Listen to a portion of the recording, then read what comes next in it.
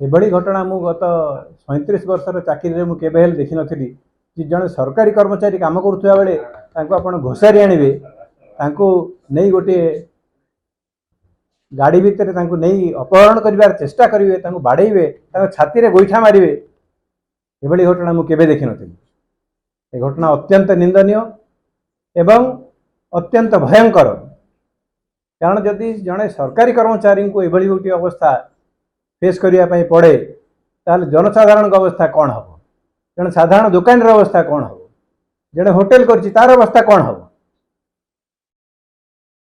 दुखर कथा जे जो 3 जन घटना घटई से पुलिस अरेस्ट करी गतकाली, पुलिस को अभिनंदन जनाऊँ। किंतु यह गोटे गतानुगतिक घटना परिणत न हो जाऊ, लोक अरेस्ट हेबे, जेल को जीवे, किछि दिन पर आज नहले काली बेल पाइबे, पुणी यथापूर्वम तथापरम। उद्वेगर विषय होची ये घटना घटला कहीं ये जो गोटे वातावरण से वातावरण विषय रे मोर क्षोभ व्यक्त करने आपण आज ये डाकी जे ये जो वातावरण जे किसी लोक ऑफिस रे पशिकरी सीनियर अफसर मान को माड़ मारी पारे, ये जो तांकर जो दुस्साहस, ये दुस्साहस को समस्त प्रतिहत करने दरकार। जनसाधारण या प्रतिहत करने दरकार। ये केवल जड़े ऑफिसर नुहे, यहाँ समाज प्रति गोटे कलंक। आपण मैंने समस्ते शुणी गोपालपुर घटना कि भाव में जन महिला को सदाचरण करागला, से घटना अमेरिका पर्यंत पहुँची गला। ये घटना बर्तमान ये भुवनेश्वर भितर रहिबो कि भुवनेश्वर बाहर दिल्ली पर्यंत जीव कि आउठी जीव तार समय ही कह।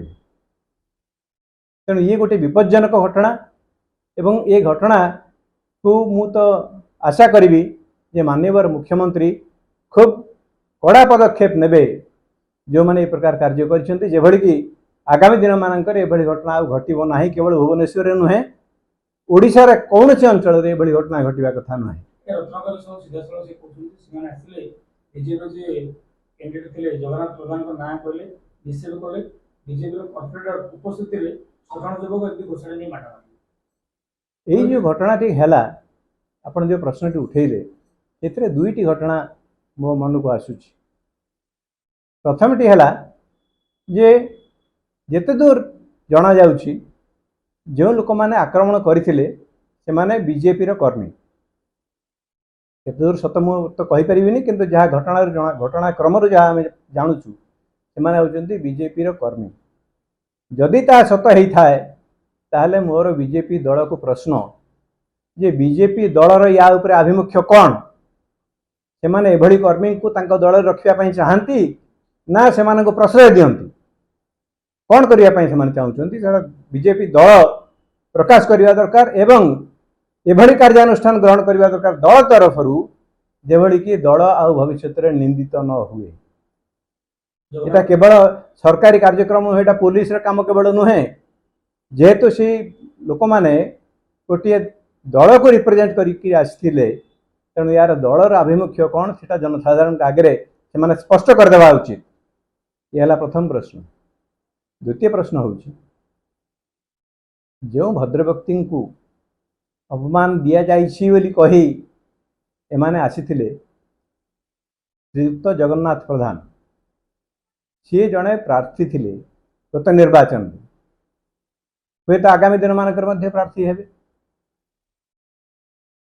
तांकर या उपरे आभिमुख्य कौन, सी कौन यहाँ को प्रश्रय देते, सी कौन तांको पठेइथिले, जदि पठेइथिले एभली कांड करने तांको सी प्ररोचित करथिले कि, जदि पठेई नथिले सी लोकंक आगे जनसाधारण आगे भोटर आगे ऑफिसर मान आगे क्षमा प्रार्थना करछंती कि जे मु एथरे संपृक्त नुह, मु या पसंद करूनी, एकता से कहिसंती। जदि यही घटना को कह जाए जे गोटी हाथ रे ताली बाजे नाही, तार अर्थ कौन है जे जदि सरकारी ऑफिसर किछि एभली कार्य करती जोटा कि तांकर पसंद नुहे, ताले तांकर लोक जाई तांको बाड़ेबे, तार अर्थ है या।